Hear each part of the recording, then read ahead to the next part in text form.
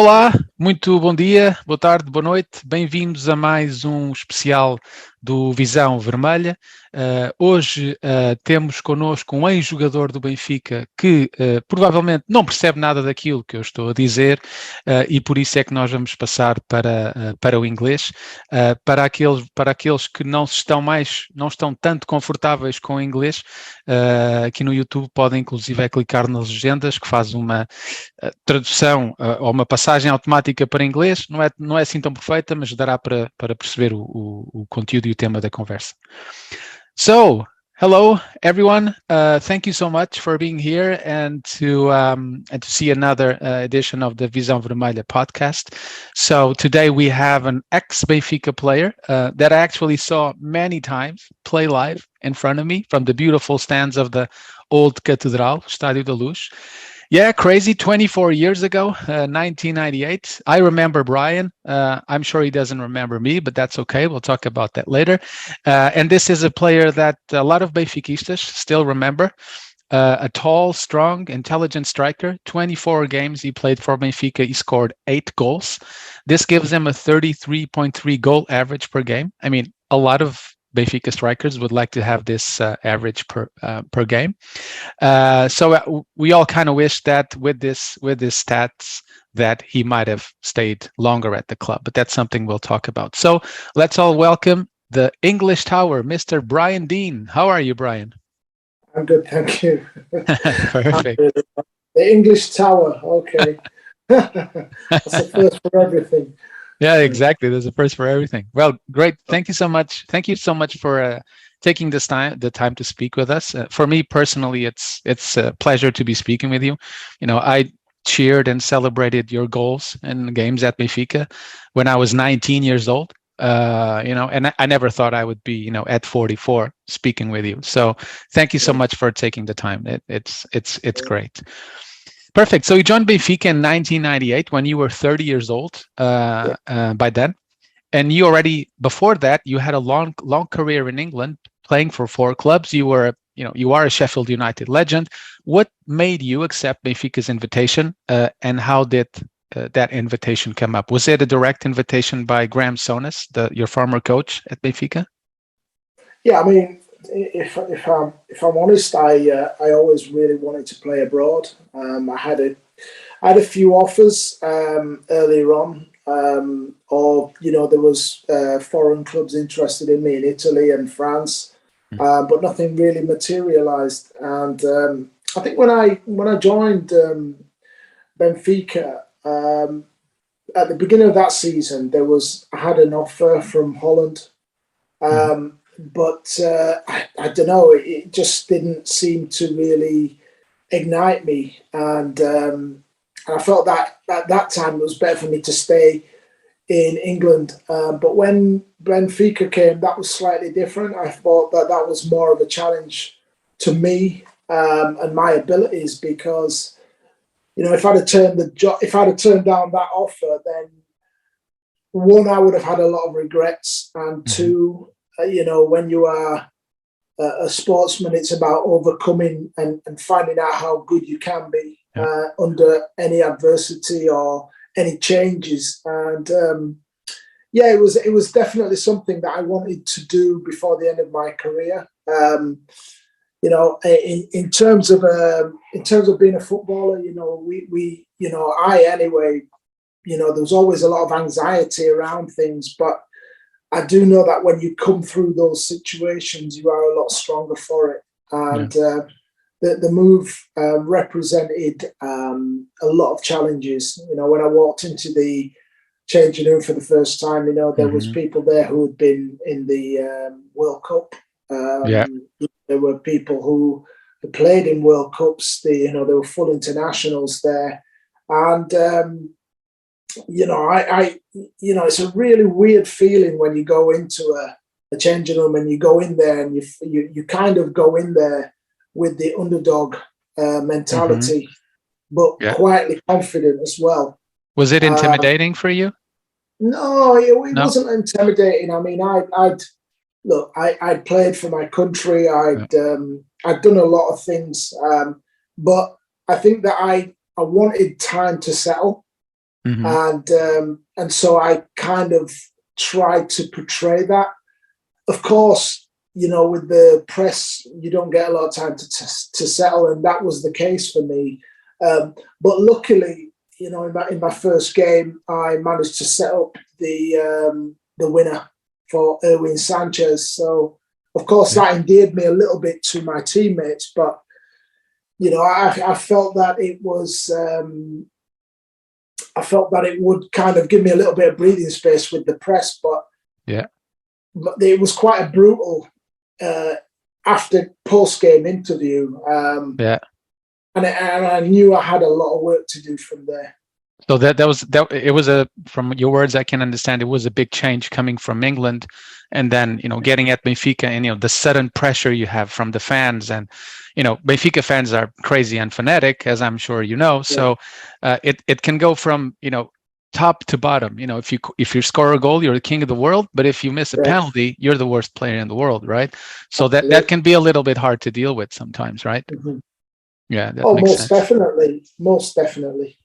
Yeah. So, and when you joined Benfica, what surprised you the most? Was it the sunshine, the grilled fish, the ocean?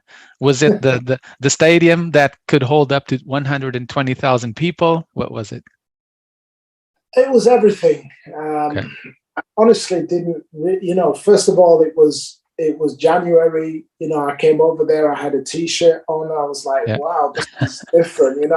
It was absolutely freezing in England at the time. As usual. Yeah.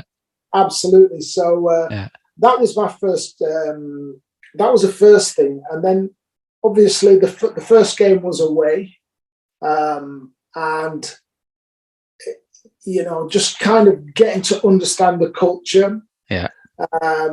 That was something different. The way how, when you're playing against teams, they kind of retreat and give you the space in your own half, and then it's about unlocking the kind of the space. So all of these things were a little bit different because I played, when I played, it was in England, there was sometimes a lot of space in behind for me to run into. All of a sudden there was no space. It was a case of, okay, let's see what you've got, and it needed better players who could play very confidently and comfortably in smaller spaces. Makes sense. And then from there, I still have to find space myself. So that was adapting to that was difficult to begin with. Yeah, and I would assume that also the language had an impact there, right? Because I would assume that Portuguese was widely spoken in the locker room, right? Were you struggling that a little bit as well, trying to understand your colleagues, even though the coach was English? But was that an issue for you as well? Well, no. To be honest, at the beginning, I remember I'm not great with names, and with the first game, I didn't know all of my colleagues' names. So that was a problem. Calling for the ball or moving into space to receive. Where does everybody go? And they're getting used to me as well. So that was quite frightening. But the players were fine. I think once they got to know me a little bit, there was, Paulo Madeira, who's still a very dear friend of mine today. He'd come up and we'd talk in his broken English, and it was always, hello, my friend. And he always made me feel warm. That's good. Yeah, absolutely. Nuno was there. Nuno spoke English very well. Mm-hmm. Obviously, Michel Prudhomme. Some of the other guys didn't really interact that much. Look, they were just they were a little bit. They didn't know who I was, for example. They didn't know what I was like as a person. So, sometimes players can be very guarded. I felt anyway. But and overall, they didn't speak English as well, probably. So they didn't feel that confident to talk to you, right? Absolutely. And but I understand that. And look, at the end of the day, I was coming into their backyard, so I was totally respectful of the whole situation. And I think they understood that, I was there to be part of the squad, and I wasn't there to kind of assume, that I was now the biggest thing or whatever. You know, Benfica, it was a privilege to play for the club, and Definitely. you know, we all had the same goal. It's very difficult in that changing room because, you know, as much as everybody is intrigued about Benfica, it causes a lot of strain and stress. Anxiety also? Anxiety, absolutely. Not just for me, but for the other players as well. Everybody is focusing on how they're doing personally, and then, you know, it's then and then the team situation. You know, you can't breed confidence if you're not confident within your own performances. Yeah, and I'm sure that, you know, the club was going through a rough patch in 1998, so, you know, with the presidency and the financial problems and all of that. Did that have an impact on the team's confidence, you think? That, you know, what the club was going through? Most definitely. You know, we you know, as soon as I came to the club, there were financial issues, even with getting paid. And, you know, this is something that I wasn't used to. Welcome to Portugal. Well, yeah. And it was, you know, everybody would say, well, you'll get paid. I mean, it wasn't something that I wanted to dwell on, but obviously you're concerned about it because, you know, I left a very good contract where I was, and, you know, the romance, hey, no romance without finance. Yeah, as of course. Gwen said, Gwen Guthrie once said in a film. So, in a song. So, you know, I'm watching the situation. I've got bills like everybody else, and you know, the time when you play for love was a long, long time ago. Yeah, exactly. Before you had bills to pay. Exactly. Yeah, makes sense.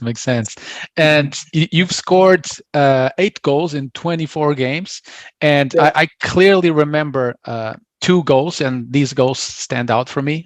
One is against Sport, won a 3-0 win. Sorry, I was there at the stadium, and I remember clearly, you know, Karel Poborski putting the ball right through the defenders, and, you know, you received the ball with your right foot, and you immediately turned to goal, and then bam, just straight into the top corner.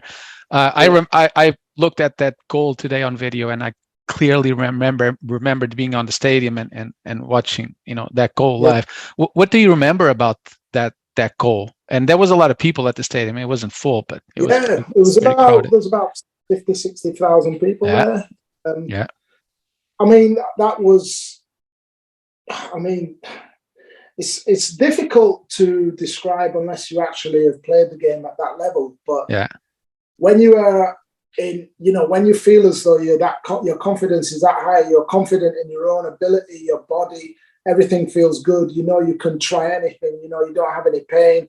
And I think I was in one of those moments then that, you know, everything happened so quickly. You know, the mind works so quickly, you know, to calculate every possibility at that point, and it came together perfectly well. And that's the beauty of you know, the body and the science of being a striker. You know, it was just a natural thing to do. The goal I scored against Sporting was you know, that was one of my favorite goals of all time, because growing up I was a fan of Brazil. You know, and you know, I used to see my favorite team of all time, I think, is the 1982 World Cup team. Socrates, Zico, you know, Eder, Leandro Junior. You know, that team for me was the one of the greatest teams I've ever seen. And if you notice, my celebration was like Socrates. You know, it was like I dreamed of when I was a kid playing in the street.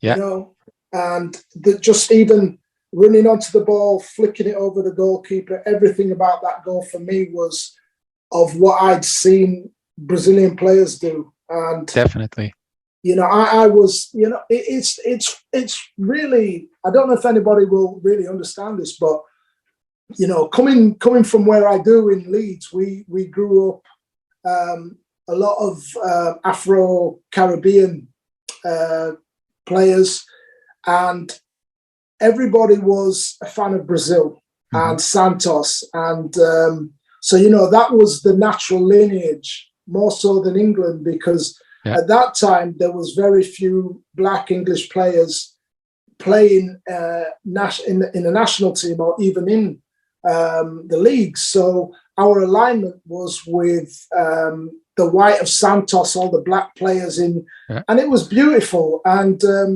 so that was where we drew our inspiration from. So that I hope you can see what I'm saying in the goal now. That was me. Definitely. And times have changed since then, and you've talked about that. Do you think there was any type of discrimination when it comes to black players joining the English national team? Of course. Yeah. Look, people talk freely about it now. I can only give you, I'm somebody who can give you the benefit of my experience from being in the eye of the storm. And I would definitely say that, there were instances where perhaps managers didn't want to be responsible for bringing a black player into a team and it not working out. Okay. I can't say that about many of the managers that I worked with. I think that I'm probably talking about the generation just before myself, when there were only people like Sir Regis and people like that coming into the game. But definitely there would have been and it's the same thing when you think about management, and the way how the hierarchy works within a club, giving a black coach an opportunity, it's the same. Some people will look at it and in their subconscious, the question will be asked, do we want this, do we want a black person heading up our organization? And that's something that everybody has to search within themselves and think about, because, I've been a coach. I've played at the top level. I've played under some fantastic coaches. I have great experience over 21 years, and you still feel it. But nowadays, you still feel it?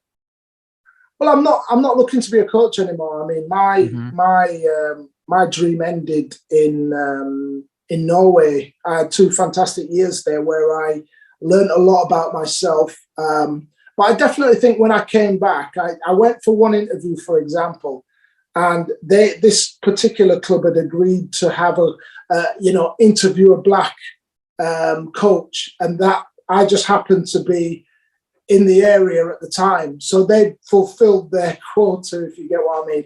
Yeah. Look, I'm not banging the drum. I'm just telling you how it is, and nobody can change my opinion on that. If anybody wanted to take it up with me and say to me, well, I don't believe it, I'd say, listen, you've not walked in my shoes. My shoes will tell you exactly what I had to go through to actually be a professional footballer. I was in the England teams with Les Ferdinand and Ian Wright, and we used to talk about having to be better to just get in the door. So it is, look, people recognize it nowadays. I'm definitely one for people being picked on ability, not because it's a token gesture. I would hate to think that I would get an opportunity because of me being a token gesture. What I would say is that I think we need to create platforms that allow people to be on a level playing field and people understand what you're getting from both abilities before you make a decision.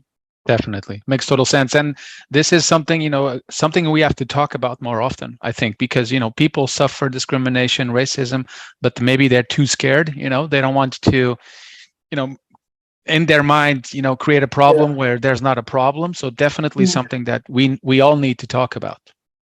Yeah, I mean, look, it's very difficult for someone like myself to, but I know it exists. I know it exists in ways that, as more subconscious and subliminal than out in the open, where, you might have an advertisement on television where it's overloaded one way more than too far over. I mean, I'm not for that either. I'm just saying that as a man, who has a family, and there's thousands of people. I just want the same opportunities as anybody Definitely. else. Yeah. And I mean, you're just asking for what makes sense. I mean, fair opportunities for, everyone. You're not asking for more. So male, female, yeah, fully able, disabled.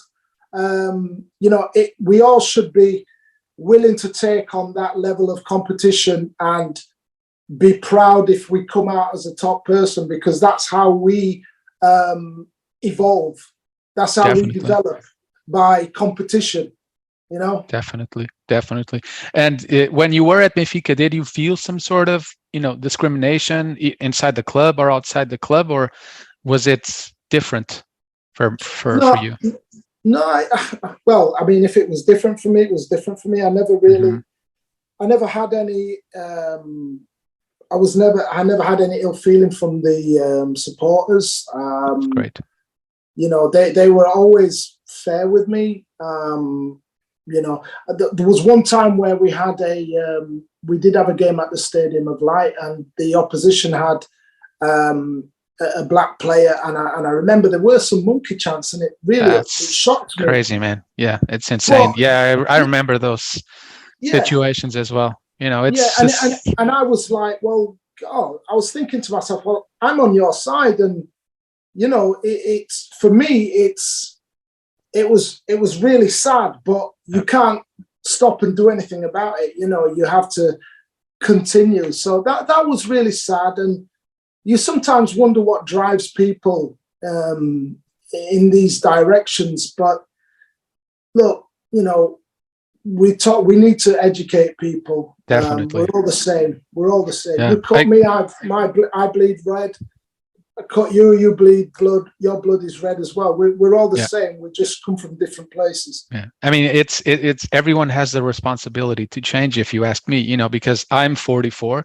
When I was at the stadium, when I was 19 years old, I was exposed to that. And, I come from a family, traditional Portuguese family, in which it was okay and accepted for, my dad would do a racist joke. My grandfather would do a racist joke. And that's how you grow up. And you think, oh, this is fine. My dad is saying this. I tell this stupid joke to my friends and all that.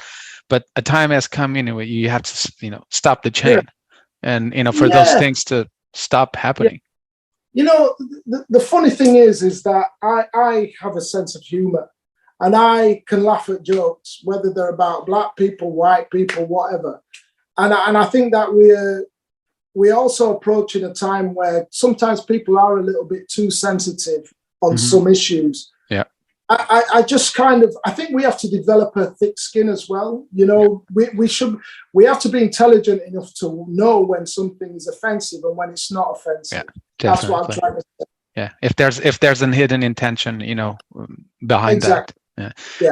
And going back to Benfica, you were actually talking about a goal against Sporting. That's my second pick, in which you outrun Marco Aurelio, a very good Brazilian defender. He was very good. He was very fast.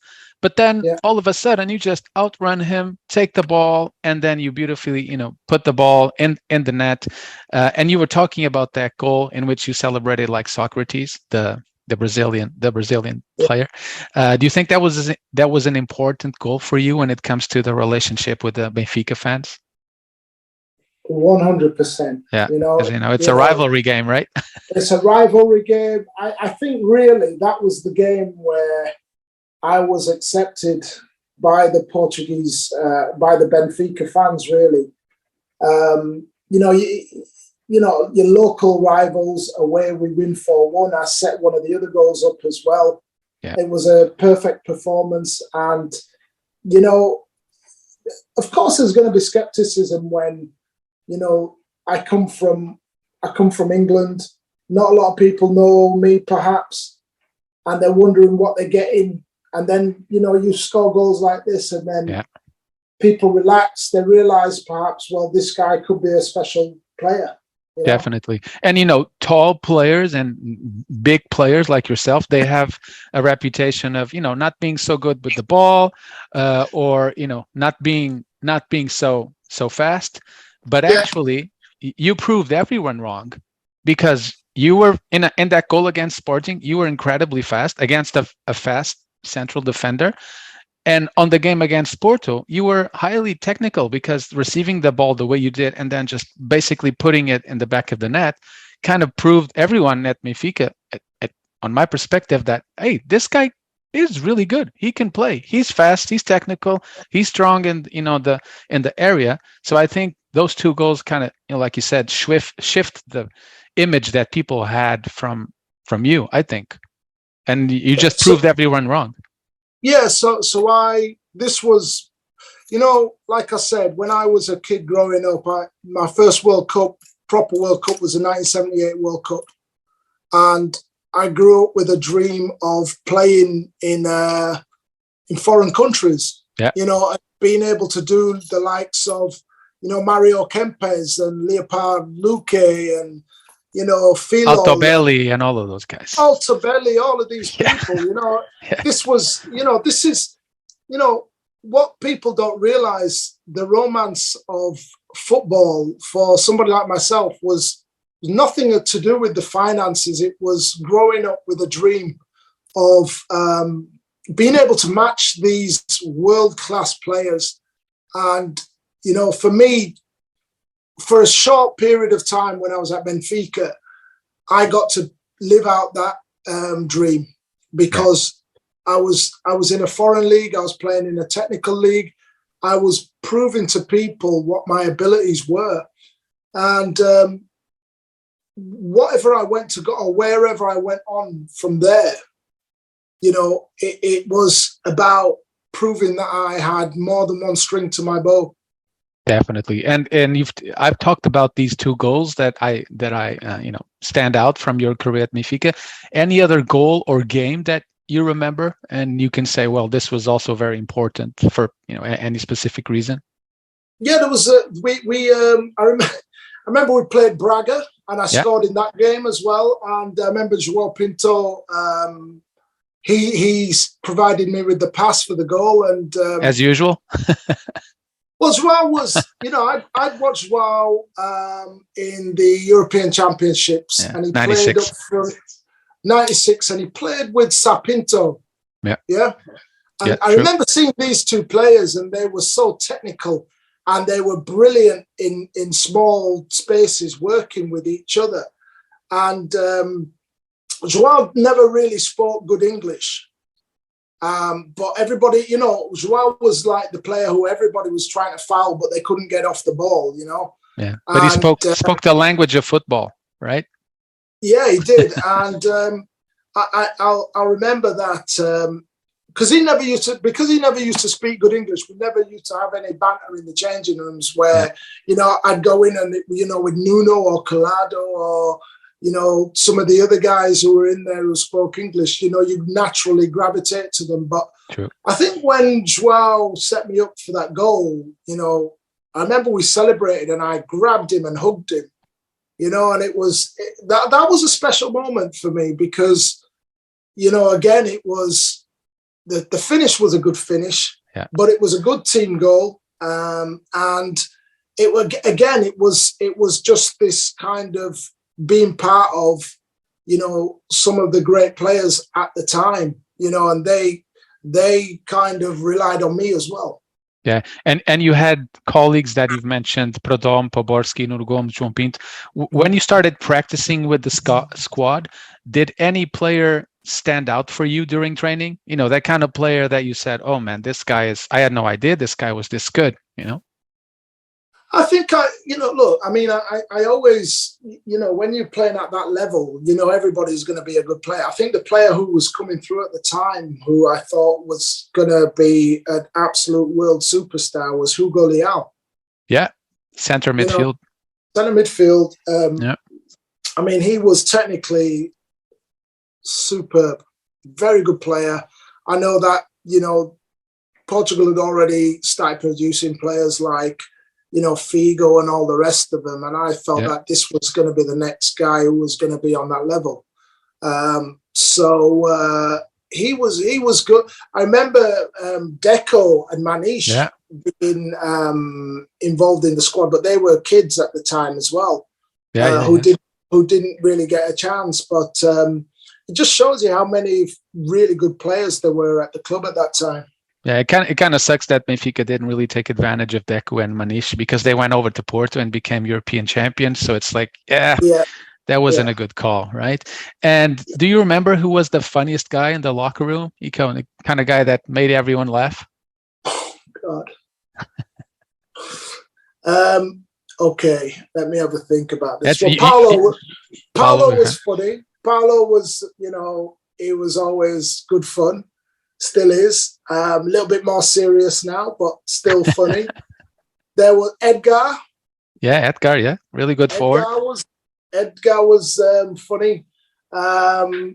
Luis, the right back. The right back, okay. Yeah. And I'm just trying to think who else. And how was your relationship with Graham Souness? Was it a good relationship? Yeah, I mean, Graham brought me over, didn't he? So from his point of view, I had to he gave me all the opportunities that to succeed, because at the end of the day, if I come under his steam and I don't do well, it reflects on him, So yeah, definitely. I had a good relationship with Graham. I mean, the one thing about Graham was, I remember we had a conversation, and I'd heard so much about him shouting about players and his management style, and everybody was scared of him. And then when I came to Benfica, I realized that he'd calmed down a bit. And I said, I'd heard all of these things about you, and, not all of them are true. And, he opened up his shirt, and he had a line all the way down. And he says, "You see this?" He said, he'd had a triple heart bypass. Wow, had no idea. And he said, "Listen, I will only do my best. I'm not going to stress myself. I'm not going to stress myself to kill myself. Of course, I'm going to be upset at times, but I have to manage that because I don't want to have a heart attack." Definitely. Well, I had no idea about that, story from Graham Souness, the fact that he had surgery. So, yeah, very interesting to know as well, for sure. And you had a great partnership with Nuno Gomes, right, on the pitch. Yeah. Why do you think this partnership works so well? So, Nuno there's a few things really. Nuno was electric. In front of goal, he was just phenomenal. If you look at some of his goals, I think we complemented each other really well. I did some of the work that Nuno didn't particularly like to do, or, we shared the load. But I also think that what really helped me settle in was the fact that Nuno was scoring goals. And if I was brought to the club and everybody was expecting me to hit the ground running from the time I went there, that would have been a lot of pressure. But Nuno was, he was scoring, and perhaps a lot of the movements that I did provided him with opportunities because there was less focus on him. And you kind of opened the spaces, went in the physical battle, defenders were worried about you, and all of a sudden he was by himself, and there you go. And that's a goal. Exactly. And the fact that he spoke English as well, maybe kind of helped you have a good connection with him, right? Yeah. I mean, he was a good guy. He's a funny guy. He's like a little brother, I suppose, That's because awesome. he was, he was always a target of the opposition as well. And you and him have have the same one thing in common, is that it seems that you guys haven't aged, because you look absolutely the same as you were 25 years ago, which is good. That's, drinks on me. Okay, perfect. And when you were in Portugal, what did you notice, a big difference when it comes to defenders being a little bit more rough? Because I remember against Sporting, Beto, the central defender from Sporting, he held you in the head pretty hard. And yeah, I mean, look, there was some pretty rough tactics, and it would have been easy to revert to that myself. And I could mix with the best of them, believe me. But the thought of getting sent off in important games is not going to help anybody. And definitely, to be honest, I knew I had the beating of him, so Mm-hmm. I didn't have to revert to those. I think for him in that particular game when he was kicking me, it was frustration. Yeah, because there wasn't any way that I felt threatened. You know, I felt I was more physical. I felt I was stronger, quicker. So my focus was on the game. yeah. I mean, And he was playing. He was playing for Sporting, so I understand the frustration. I would be frustrated also if I was a Sporting player. So that makes sense. That makes sense. And unfortunately, Benfica's president at the time, Vale Azevedo, he was unfortunately one of the worst things that happened in the story of the club. Left the club in shambles, and even Graham Souness said on an interview, he said he's a very dangerous man with his tough Scottish accent. And my question to you is, does Vale Azevedo still owe you money? Because that could happen, and I just want to be sure. Yeah, I mean, look, it's part of the sad part about my my whole experience out there was the financial side of it. Do you remember any special stories that you've had with this guy, with Vale Azevedo? There are, but I don't think that I can really talk about them other than. No one watches this podcast. It's only 6 million benfiquistas. It's fine. You can say whatever you want. I would say this. I would say that I don't think people realize how much footballers were exploited in those days. Okay. That's what I'll say. There's a lot of very bright, exploitative people in and around the club and in football then as well. So, and we played for the love of it. We played under the pressure of knowing that the fans would never understand why we were upset, but this was common practice. Yeah, so it feels, I think, frustrating when you don't score a goal for some reason, the fans are booing you, and your mind is going, well, shit, I'm not getting paid for 3 months. Why are these people booing me? So we used to. Well, one of the things that used to happen was we used to we'd be sometimes 7 weeks without getting paid. Wow, that's a lot. And before the game, he would come into the changing rooms and say, "We have your money," and for people like myself who aren't used to being treated like this, that was really tough to take. I mean, the Portuguese players seem to like common practice, right? Common practice, and it was, that was one of the reasons why I kind of felt I had to leave, because I didn't want to leave, but I just felt that I was a prisoner at times. That's not good. So if not for the financial factor, would you have stayed at Benfica? Do you think that would be beneficial for you? Were you feeling good at the club at the time?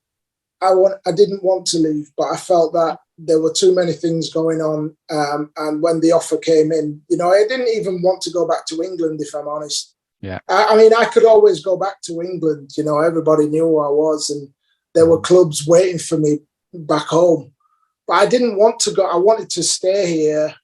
I wanted to stay out there rather, and then maybe move to Spain or somewhere else. I had this vision of kind of playing across Europe and being respected, and that really was a sad time. That when it came to the fact that and like, this is what I'm saying.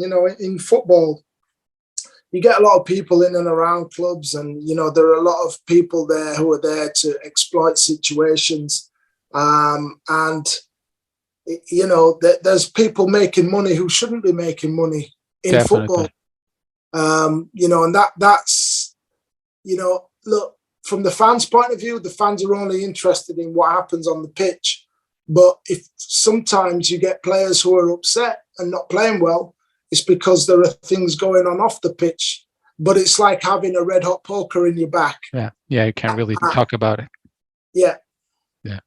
I think there's definitely something that's missing in football nowadays. It's like looking more at the personal side of the football player, because you guys are not machines. People have bad days. Everyone has a bad day, but there's such a big gap between, being the king of the world and the worst player in the world. So I think fans need to be more understanding, and, kind of, just relax about some stuff sometimes. It's not the end of the world if you miss a goal. I mean, other opportunities will come, right? Yeah, I mean, I would agree with that, but but you're absolutely 100% right. Because if you miss an opportunity and then all your fans are calling you names, it's just going to make you tighten up even more. Yeah, exactly. And to be more understanding. Exactly, and I've been there, so I know it didn't do me any good. Definitely. When I looked into the crowd and, you see people thinking, what the, but you have to get over it and you have to be resilient. And that's part of being a sportsman as well. Definitely. And after Benfica, you played until you were 38. So you had a massive career, 652 games, 194 goals. I mean, 21 years, 3 caps for the England national team. So in these 21 years, if you could say, okay, what were the good things and what were the not so good things? What could you put on those 2 baskets? I would definitely say the good things were the relationships I had with the fans at most clubs. I think that wherever I went, I think the fans respected me because they could see that I was totally focused on the game. It meant something to me every game to perform well. And so I think that I wore that on my sleeve. And I think that, people respect honesty, passion. If I would say there were some things I don't like, I would say that it's some of the things that surround the game, which I've just brushed on. And, and also some of the managers that I've had haven't been good managers. Some of them have been excellent. Some of them I've not really respected when I look back, because I think that, when I became a coach and a manager, the first thing I realized is that I looked back and I thought, okay, I've got to treat everybody the same. Definitely. Because you can't have favorites. You have to give everybody the same opportunities. And, if you're gonna have a go at somebody, then you have to know why. Exactly. Have good arguments. You have to have good arguments. The one thing that is the most important thing is you represent the club. Definitely. And you're a professional. So if you're not getting those professional standards from a player, then you're within your rights to say whatever. And I always felt that I was professional. That's why I have that attitude, because I think that if I could be like that, then I don't see why any player shouldn't have the same values. You represent the shirt, but some of the things, some of the understandings, especially one coach, 2 coaches I had, some of the things that they did, I didn't really respect them for, and I will never respect them, because the treatment of an individual, if you don't treat a player with respect, how do you expect a player and his teammates to respect you? Yeah, and to perform and to do well on the pitch. Absolutely. Right? And that is something that happens every day, and it's not public. No one knows about it. Yes. Players can talk about it. They absolutely can't, or else they will be in trouble. So, and you've talked about, in the beginning of our conversation, you've talked about anxiety, right? Do you think that there is a lot of anxiety right now in football players, but it's kind of a hot topic, hidden subject. No one wants to talk about it. Yeah, it is. But, I mean, look, as footballers, we bring it on ourselves as well. You know, I don't think that you can always protect players. You know, when I used to play, and let's say I scored the goal against Sporting, and I read it, you know, I wanted to know what was being said about me. Sure. So I would read, and I would say, right, yeah, that's good, that's good, that's good. When you play badly, you still sometimes read what's being said. Yeah, but yeah. So, but it takes you down, right? It takes you down. Yeah. The point I'm making is that now it's a lot worse because we have social media, and the problem with social media is, you know, there are sometimes people can pass a comment about thinking they understand football when they don't even know what grass smells like. Yeah, exactly. In August, yeah. You know, so you know, players have to be they have to be more resilient. They have to have thicker skin, but at the same time, it's very difficult because they are young men at the end of the day. They're not somebody like myself who's been through it and realized that it doesn't matter. These are people who are very brittle, and you know, and that goes for players all the way through. You know, you might think, for example, that players when they play at the top clubs, that they are, you know, they're at the top of their profession and they're, you know, they're ultra confident. I guarantee you that even the best players go into games very nervous and, you know, not confident at times. It sometimes relies on the very first touch that you get in a game. Definitely. Before you feel better about how you're going to play. Definitely. And I think it's, you know, when fans criticize players, oh, he should have done this, or criticize coaches, he should have done that. You know, it's the same thing as a football player criticizing a doctor or a lawyer. Oh, you should have, you know, opened the heart in a different way. I mean, but I'm not an expert in football. Why should I criticize a football player, right? So I think you're totally right there. But what you have to remember about fans is that this is what they do. They go to watch football to get relief from their lives.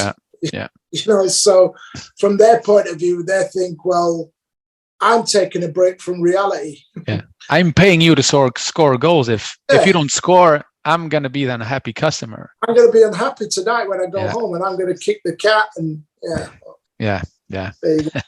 And do you miss being a football player? You know, the locker room and all of that? Or is it like, yeah, I'm done with this. I want to do something else after 21 years, you know, doing exercise every day?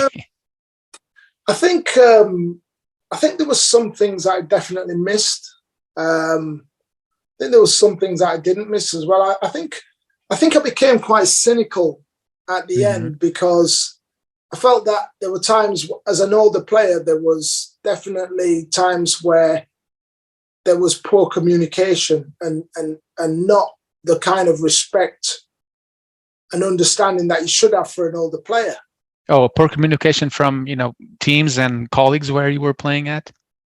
More like, you know, when you kind of, you know, you were offering something, not all the time, but I can look at a couple of instances where I felt that, you know, I was being judged on who I was 10 years previous. Yeah.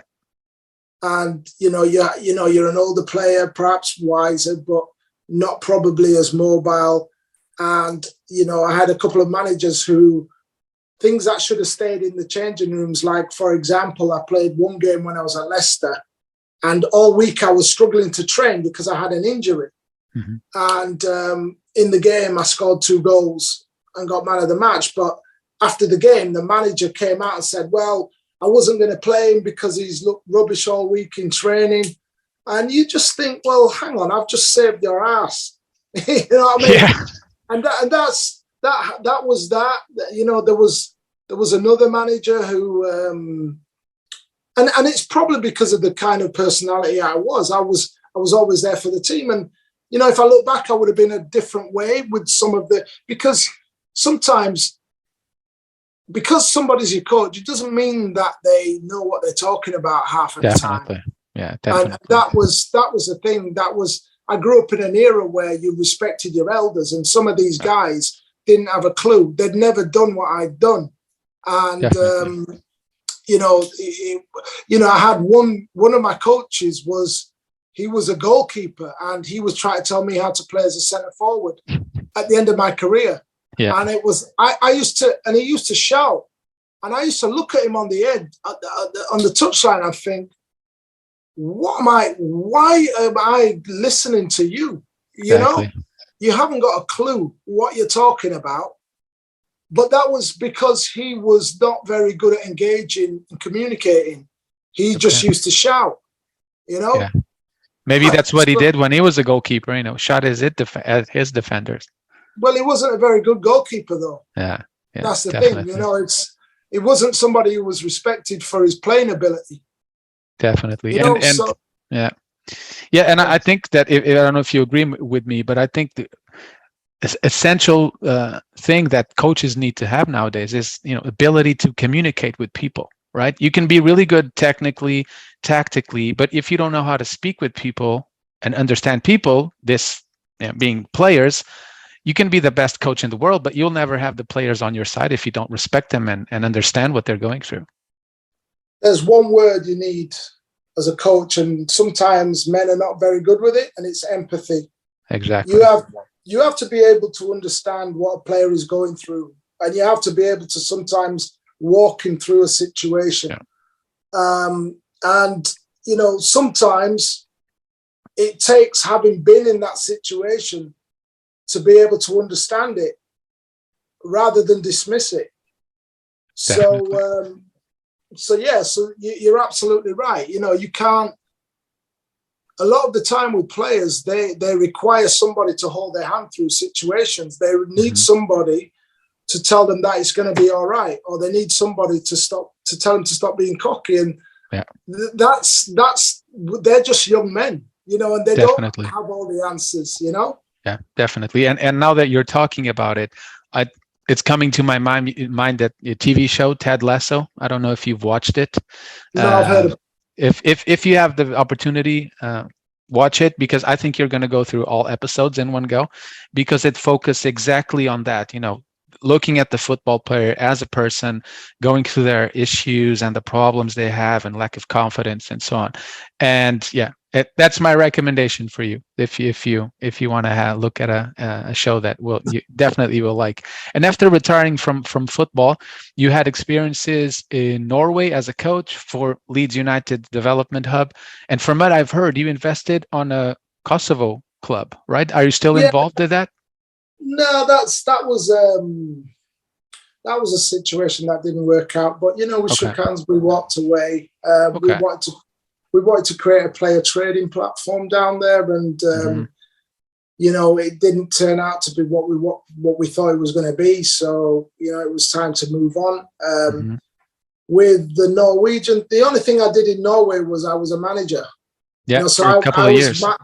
At Sarpsborg, who were still in the top division now, doing very well. So the thing with me was, when I got that job, I needed to find out whether I could be a manager or not. And, by going and doing it in another country, I suppose that was the level of, understanding that I needed, because I wasn't going to get an opportunity in England. So, I went and I did it. And, at the end of the day, look, I'll be able to look back and say that, I conquered a lot of situations. There are other things in life, and I feel that, the thing with how we live nowadays is that everybody thinks that it's an Instagram moment where you're getting, everything's great with this person because look at the pictures, he's living his best life. That's rubbish. We all have ups and downs, and it's how we come through it. That's the thing. Definitely. That's life, Definitely. And it doesn't seem like he wants to continue being a coach, right? No, I mean, when I came back to England, when I was doing my pro license, I remember the tutor saying, you have to stay current. You have to stay current. And when I came back, I tried to get up, I tried to get opportunities. I tried to get in the room, and it was impossible. you know, for whatever reason. I think we touched a little bit on it, you know, but that was, you know, that was a shame. And I decided to move on, because if you're not doing something after 18 months, it's time to move on. And that's what I did. Definitely. Yeah. And, you know, this podcast, Visão Vermelha, or Red Vision in English, we have people all over the world, of course. We have scouts all over the world, of course. Yeah. And we also found out that you are or were a sports consultant. Can you tell us more about that? Yeah, I mean, I still do sports consultancy. You know, I've done various. You know, I've been on a CEO course. I've studied for my pro license. You know, look, I mean, my experience in Norway was really good, because it was over 10 years ago now, and I worked with the sporting director, so I understand the role that a sporting director has. You know, it's the link between the coach and the sporting board, for example. You know, I'm also very interested in the way how you know, clubs build and develop for the future. You know, and sometimes when I see the way how clubs recruit, I think, who's in charge? But look, I'm not employed by these clubs, but I always wonder what their short, medium and long-term vision is. I wonder what kinds of players they're developing. I wonder how the makeup of the squad is. And I think that, you know, you know, when you're building a squad has to represent the fans that they're going to perform in front of, you know, whether they're working class, whether they're flash, debonair, whatever. You have to get the balance right. You always have to have a strong spine. You always have to have mobility. You always have to have players who are going to cause the opposition issues behind their defense. You also have to have experienced players who are going to have the right characteristics to bring on young players through. You have to have the right mentality. And I see a lot of clubs that are just trying to develop, you know, it's like they're throwing the dice in the air and seeing how it lands year on year. Juggling money up and down to see if something works. And I do often wonder, you know, these people who are financially investing in clubs, I don't understand why they don't have more conversations with people about how, you know, the vision that people are bringing to them about their club, you know, how they are spending their money, where are they recruiting from. It's something that kind of, it baffles me, to be honest. I mean, if you ask me, it's, you know, guys with a lot of money that want to play football, but they can't because they're not, you know, talented enough. So they're like, okay, I'm just going to buy that player, buy this player. And if it doesn't work out, that's fine. So they don't really speak with the experts, you know, the guys that played on the pitch. Yeah, but I mean, even by doing that, you know, they're doing the whole community a disservice, because you're filling people with dreams and hopes that are not sustainable. Yeah. So, you know, I think that fans, if you tell the fans of a football club what the vision is, and you keep them informed and you keep them close to the story, you involve them in some ways, but you draw a line, they will stay with you. You know, as long as they can see progression. They might not win the league this year, but if they know that the club is going to be in the strongest position in 2 years' time, and they're going to be working towards that, and when I say working towards that, they can see on the pitch that they're working towards that, I think that everybody will be happy. But if you go and promise fans that, you know, you're going to challenge for everything this year, and then it all unfolds by November, you've got a problem. And that's unfortunately how a lot of people go after the fans, because they're not confident enough to actually say, well, look, I'm going to be honest. Look, this is how it is. You might get shouted at there, but if you have a clear vision of how things are going to work out, then you might not get there, but at least people can see that you're making an effort. Definitely. It's all about honesty, isn't it? Honesty, integrity, transparency. And we see so little of that in football nowadays. It's the football players and coaches. They, when I listen to interviews, I'll see interviews, everyone says the same thing. It's kind of like, blame the ref.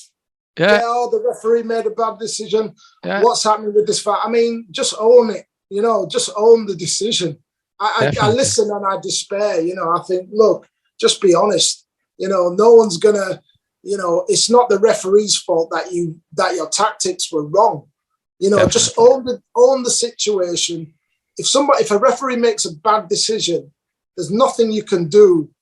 And actually, that's why we're in the situation now where we have VAR, because we got it because people were like, well, this is costing us millions of pounds. Yeah.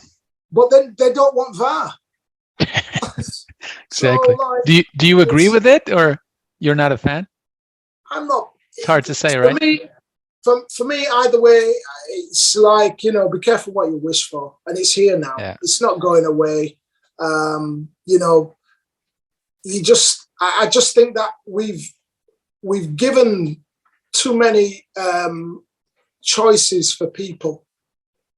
And as a result of doing that, the lunatics are taking over the asylum now. Yeah, I think that makes total sense. And like you said, I mean, honesty. Benfica had a coach 4 years ago called Bruno Lage. He's currently at Wolverhampton, managing Wolverhampton. And now he joined the club, and he was, as honest as he can be. And he said, I need to bring the fans back on our side, because that's, a very powerful thing for the club, and it's going to help us win. And that was like so transparent, so honest, so down to earth that, hey, guess what? He joined the club 6 months later. He won the championship because he had the fans on his side. And I remember this first game at Benfica against Rio Ave at Stadium of Light, Estádio da Luz. We were losing 2-0 at 30 minutes first on the first half. Of course, that's horrible. But then the team turned it around and we won 4-2. And from that, it was just like unstoppable until the end. So I think if clubs are more transparent, players, more honest, more down to earth, it's going to help. It's going to help them a lot instead of just being like robots saying all the same things all over again. I guarantee you, if the fans stay with the players, the players' performances will go up 10%. Yeah. Players play with a lot of anxiety, and it's the manager's job a lot of the time to reassure players when they're going out onto the pitch. It's about good instructions. It's about a good plan, but it's also about being able to assure players about themselves and about where they're going. Definitely makes total sense. And I hope that football changes in that direction. Definitely. Yeah, Brian. So I could be speaking with you for 5 hours at least about Benfica football, your career, about your experience in Australia, and so on. So much to talk about. It's time to go. It's time to go. Do you have to go watch the highlights of the F1 Grand Prix and all of that? And sometimes it's for us at this podcast, it's hard to interview former players, because they're not available. So it really means a lot to us and to all the Benfiquistas that you have taken the time to speak with us. We believe it means that Benfica is still important for you, and it was something big in your life, listen, right? I've done something that not a lot of people dared to do. Yeah. I stepped out of my comfort zone, and as far as I'm concerned, I conquered the situation. I believed in my ability. And I think that if you can get the fans on your side, it shows, and you can be respected, then you've done a good job. Okay, sure. I didn't score 24 goals in 24 games, but there's a lot more to my game at the time, No one does. So there you go. So look, Benfica will always play a massive part in my life. I have a young son, and he will know who Benfica is one day. And he'll know that his father played for, the most important club in Portugal. Portugal is still producing some of the best players in the world. And I can say that I went out there and I played. the problem with a lot of players in somewhere like England is that they don't have enough belief in their ability to take the chance. And in fairness, there's not every player who's going to get, I mean, don't get me wrong now, England's the place to be, you know, but at that time, it was, you know, you could argue that a gateway was through Benfica into the rest of Europe, whatever. It was a different financial place, if you get what I mean. But I totally enjoyed it from a lifestyle point of view. I think the culture over there is amazing. If I was ever gonna look to move to anywhere else in Europe, there's only one place for me, because the mix in Portugal is fantastic. You know, it's you know, you have black, white, everybody is just the same. I can't say that about other places. I think that some places can be quite intimidating, but I felt that everything in Portugal was, for me, it was beautiful. It was a beautiful experience. And there were things that upset me about over there, but essentially I was there to play football. The other stuff is just another story about how football can exploit you. But, definitely. you know, in terms of the club Benfica and the whole story in my life, you know, I mean, there's not a lot of people who know that the celebration against Sporting was basically a tribute to Socrates when he scored against, I think it was Russia. I think so too. Yeah, you know, and he's gone, you know, that was it. You know, that was me as a kid, you know, living out my dreams in, you know, living out my dreams in the park. Yeah. Honest and pure, you know, just purity, honesty, you being a kid, dreaming about football. Dreaming about being a professional one day and emulating that in front of thousands of fans. That was just pure football. And, you know, football's about a lot of different things nowadays. But, you know, for me growing up, it was the one thing that I went to sleep thinking about, dreaming about. It was a way out. And I'm grateful for football. That's beautiful. And I wish we could go back in time 24 years and that you could come now to Benfica, you know, at the height of your career, and you wouldn't have to deal with, you know, a crook of a president and not getting paid for 7 weeks. I have no doubt that you would be an historical figure in the club, you know, because the way you played and the honesty you left on the pitch. I mean, this happened 24 years ago, and I guarantee you that 80% of the benfiquistas, 90% still know who Brian Deane is, regardless of you scoring against Porto or Sporting. Of course, that's always important, but you left a really good image on the fans. And this happened, you know, and you were only in the club for 9 months. You know, imagine what could have happened if you were there for 9 years. But it's life, right? Got to move on. It is. And yeah, so no, I mean, I will be going back, and yeah, it's a wonderful place. So they haven't seen the last of me. I'll have to take my son there one day. Perfect. Does he have a Benfica jersey already? Not yet. We got to ship it over. We'll get one shipped over then. That's awesome. Well, thank you so much, Brian. Taking the time, and it was lovely speaking with you. We hope to see you again with a Benfica jersey at the Benfica Stadium in May next year, celebrating our 38th championship. Beers are on us, so you don't have to worry about that. Happy days. Perfect, exactly. It was great speaking with you. All the best in your career, in your life, with your family and son and so on. And it was an absolute pleasure speaking with you. Okay. Take care. Perfect. Thanks, Brian. Okay. You have a good one. And Thanks. you. Bye-bye. Bye-bye. Bye. Bye.